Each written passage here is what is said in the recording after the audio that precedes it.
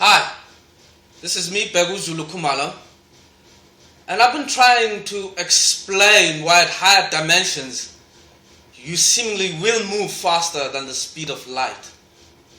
Let me explain stuff up to a four-dimensional plane so that you understand.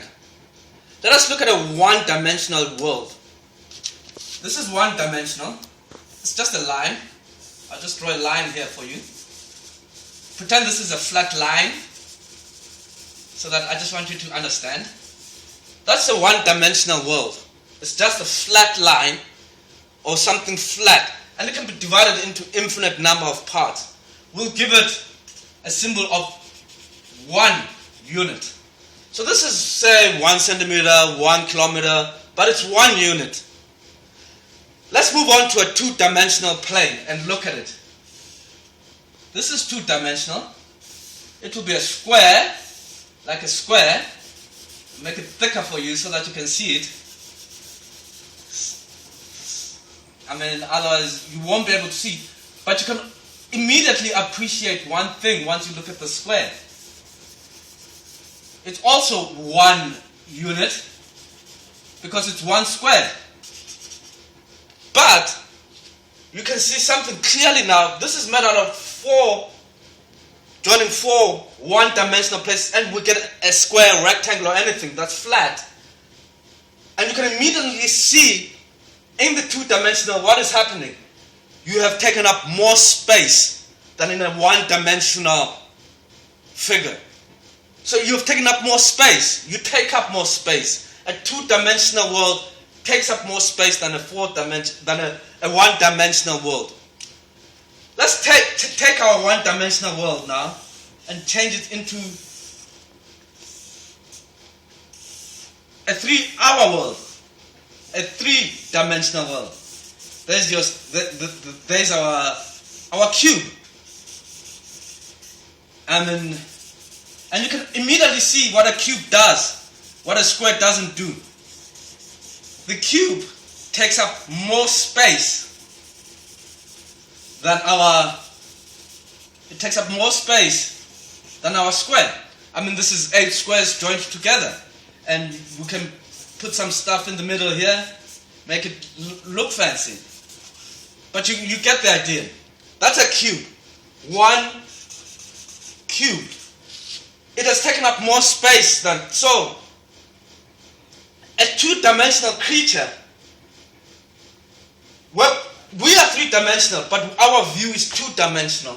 And the view of somebody 2-dimensional is 1-dimensional. What we see outside, our eyes, our brain comprehends it as 2-dimensional. But we ourselves exist in a 3-dimensional world.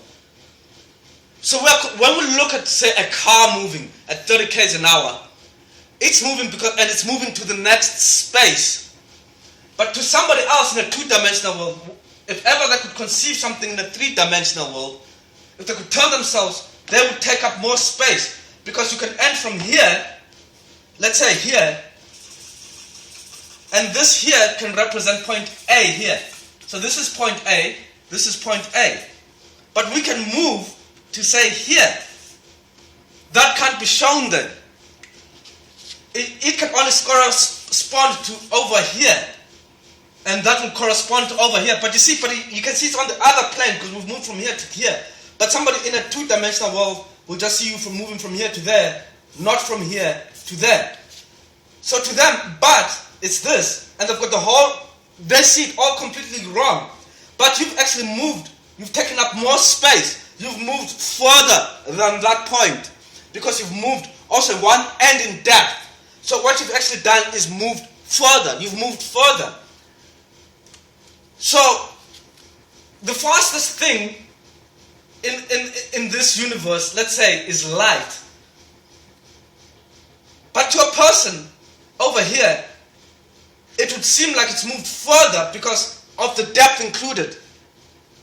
Now, if we take our cube and extend it out, we can get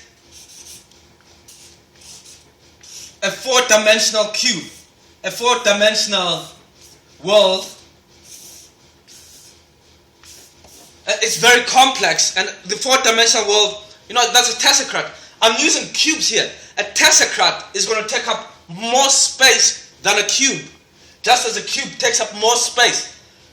So if you can go for a minute into a fourth dimensional realm and move and come back to a third dimensional realm, you would have moved further for the same amount of energy. You would move further and it would look like you've moved faster. But all you were in a higher dimension. You were taking up more space. Even though the rate of change is slower in a higher dimension, the rate of change slows down, and I've proved that with the Khumalo derivative. You are actually taking up more space. So light, if you can take light and put it into a fourth-dimensional or five-dimensional, it has to be moving faster because it is covering up more space. You understand that? It is about the space because dimensions are spatial. We're not including time here because time can exist in a one-dimensional world. Time has to exist in a two-dimensional world. Time exists in a three-dimensional. Time will exist in a fourth-dimensional. And if you go higher into a five-dimensional world, a pentacrust, light will move faster in a five-dimensional world. It will seemingly move faster. But it is not moving faster. Because let us say that is the limit of speed. Time, you cannot go faster than time. But time will seem to go faster the higher the dimension. Because even if you transport yourself into a five-dimensional world, to survive as a human, to interact with other human beings, you have to come back to the third dimensional world. And you would have taken up more space. You've covered more ground for the same amount of energy.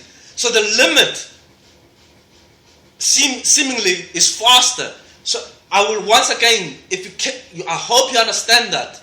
It's about how much space you're taking. Though the rate of change is slowing down, the amount of space being taken up becomes greater and greater. And by the time we get to the infinite dimension, there is no change at all. Because you can be everywhere at any time you wish. You wish to be there because you just go back and come back. You are there. You want to be in China, you're in China right now. You want to be in Africa, you're in Africa right now. You want to be in Botswana, you're in Botswana. You want to be in South America, Brazil, you're there. You're everywhere. You can be everywhere at any time if you can transcend and come into infinite dimensions. Like knowledge. Knowledge has infinite dimensions in many respects because we can transfer that knowledge and it doesn't lose anything. I can teach you 2 + 2 = 4 and I've lost nothing. There is no gain in knowledge. You understand, there's no change. So the higher the dimension of something, the more space you take up. And when you translate back into the third dimension, it would seem like you've gone faster. Maybe Einstein was right that you cannot go faster than light. But remember, if you take that light and put it into a 4-dimensional world, 5-dimensional world, and translate it back to a 3-dimensional world, it has covered more ground in a 3-dimensional plane. I hope you understand that. You will cover more ground in a 3-dimensional plane than you will cover in a 2-dimensional plane. So to a person in a 2-dimensional world, it looks like you are moving faster. And to somebody in a 1-dimensional plane, everything is too fast when you come from 3 to 1. If we could exist in a 1-dimensional plane, we wouldn't be able to see each other. We'd have to be very slim. And in a 2-dimensional plane, you can only see me if I stand like this. And if I stand like this, you wouldn't be able to see me in a 2-dimensional plane. But in 3-dimensional, you can see me whole. Even though I look 2-dimensional, but you can see I'm 3-dimensional. You can see this is a person. And in a fourth dimensional world, I don't know how I would look like. I don't know how beings would look like there. But what I do know is in a 4-dimensional plane, I would cover up more space for each step I take. Each step I take would cover more space in the 3-dimensional world, so I'd look like I'm going faster. I hope that makes you understand. It's about covering space. It's about spatiality. We are excluding time here because time has to exist in all the dimensions. Time has to exist in 10th dimension, 4th dimension, 3rd dimension. Thank you very much for listening.